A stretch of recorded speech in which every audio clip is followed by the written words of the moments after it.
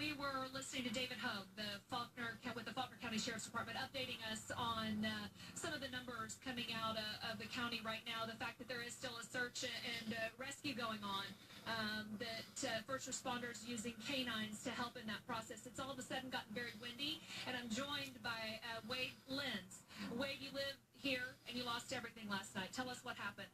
Yes, well, we were watching the weather on the TV and had plenty of warning, but I did not think it was going to take the same track that it took in 2011 because we got hit April the 25th, 26th, 2011. So this is the second time you've been hit. Second time we've been hit. It cost $40,000 worth of damage in 2011, and so I didn't think it was going to take the same path. And so I was a little bit stubborn this time, but my wife really started, Wade, we need to get out of here. We have an 8-month-old son. I have 2 older sons, 10-year-old and 8-year-old. And we left the house about 15 minutes before it hit. And when we got to my parents' house about a mile down the road, we could hear the roar of the tornado. And we just, my heart sank then, and it really sank when we made our way back here last night. What did you find when you made your way back? We had a brick home, a well-built home, nothing but slab. Had you stayed here? Had we stayed here, we would not have made it. It would have been 5 fatalities, and I think about that. When I came up here last night, I thought, had I stayed, it'd been awful. Been awful. So I just praise the Lord for His guidance and provision and providing for us, protecting us. And but we're not suffering near as much as others in this community are.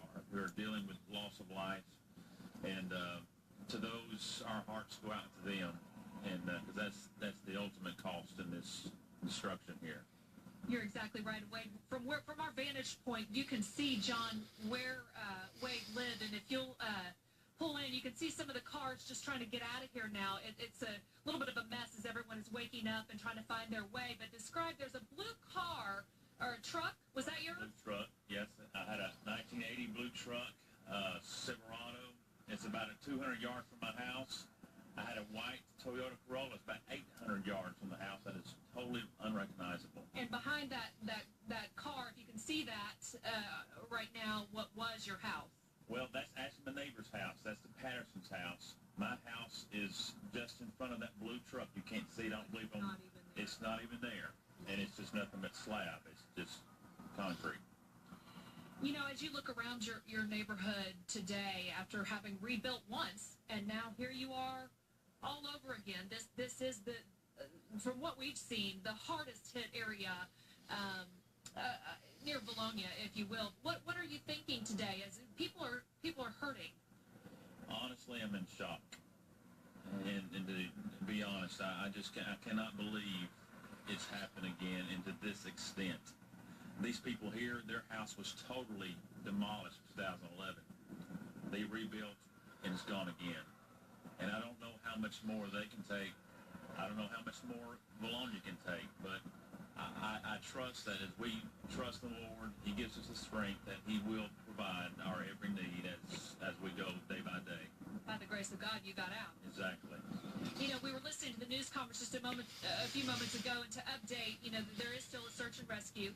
That they anticipate that the potential numbers could rise. Yeah. Would that make sense to you out here? It would. When you look at the devastation, it makes perfect sense. If you didn't have a safe room, it'd be a miracle that you survived this strong of a tornado. It's going to be a high-ranking tornado. I'm not a meteorologist by no means, but I've seen a lot of damage, and this is really bad. And hearing that some of your neighbors are still missing. Right. It's tough. It's tough, but our prayers are with those that have lost life, and just pray God's blessings and grace and comfort during this time. As you begin to navigate your day, what does it look like right now? Just to go in and survey? Right now, we're trying to find old pictures, jewelry, those heirlooms that scheme of things, it doesn't seem very big, but they're memories. And we're just trying to find those today. Hang on to them. You did get your family out, and you said you went about a mile away from this location. And could you hear it or see it? Did you see anything? We could not see because we were in the basement, but we could hear the roar. And we heard that same roar 2011. And we were in their basement in 2011. And we all knew it's here again. It was a little bit louder this time. And obviously we see why it was louder, a little bit stronger. You do believe it was stronger than it was in There's no doubt. Have you been into town yet? I have not been into town. I've heard it's devastated. I've talked to some law officials, and the heart of Vilonia is gone.